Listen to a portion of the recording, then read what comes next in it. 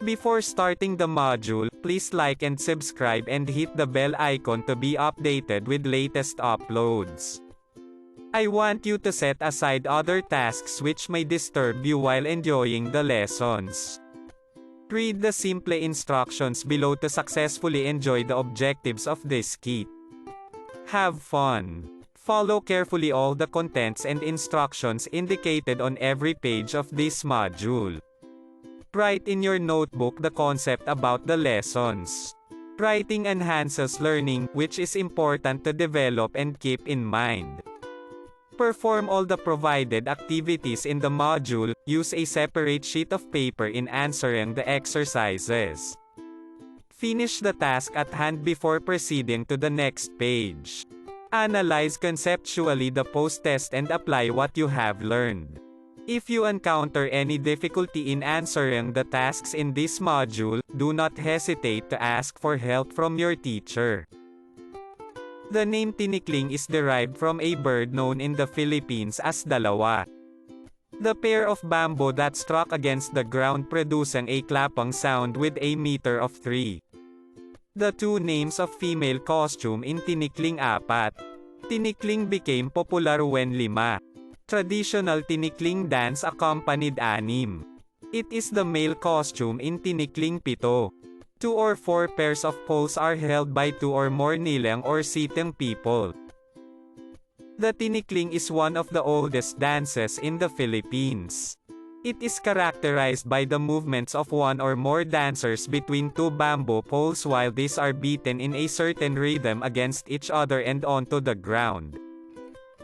Where does Tinikling come from? The Tinikling originated in the island of Leyte. The name refers to a bird that is known in the Philippines as Tikling. The dance as we know it today is inspired by the bird's showy gait when it struts through the grass with its long stilts and the way it runs through branches or dodges bamboo traps set up by rice farmers. It is traditionally danced to rondalla music, a sort of serenade played by an ensemble of stringed instruments which originated in Spain during the Middle Ages. There are numerous stories about the origin of Tinikling. One of the most common ones is that it had arisenador among field workers. When the Spanish controlled the Philippines, the indigenous locals often worked on the huge plantations and haciendas of the colonial rulers.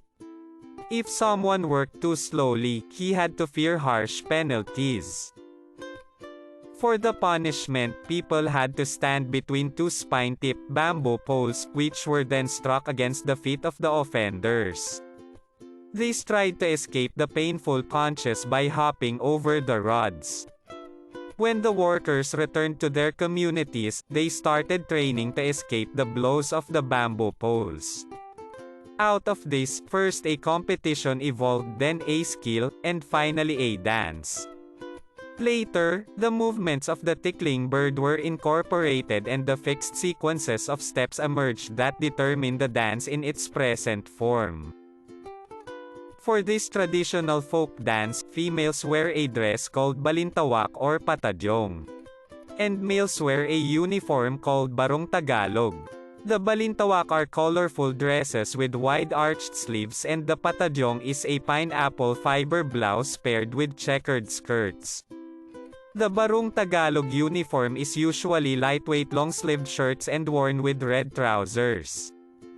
Dancers wear no footwear while performing. The name Tinikling is a reference to birds locally known as tikling, which can be any of several rail species, but more specifically refers to the slaty-breasted rail, the buff-banded rail, and the barred rail. The term Tinikling literally means to perform it tickling-like. The dance originated in Leyte, island in Visayas. It imitates the movement of the tickling birds as they walk between grass stems, run over tree branches, or dodge bamboo traps set by rice farmers. Dancers imitate the tickling bird's legendary grace and speed by skillfully maneuvering between large bamboo poles. 2 or 4 parallel pairs of bamboo poles, each around 6 to 12 feet, 1.8 to 3.7 na metro, long, are held by 2 or more sitting or kneeling people. The poles are used as percussive instruments accompanying rondalla music played with string instruments. They produce clapang sounds as they are struck against the ground, or 2 raised pieces of wood, and each other in a triple meter pattern. Traditionally, the poles are tapped twice on the ground on the first 2 beats, then brought together on the 3rd beat. Please like and subscribe this channel and tap the bell icon for new content and video lesson in physical education grade 7.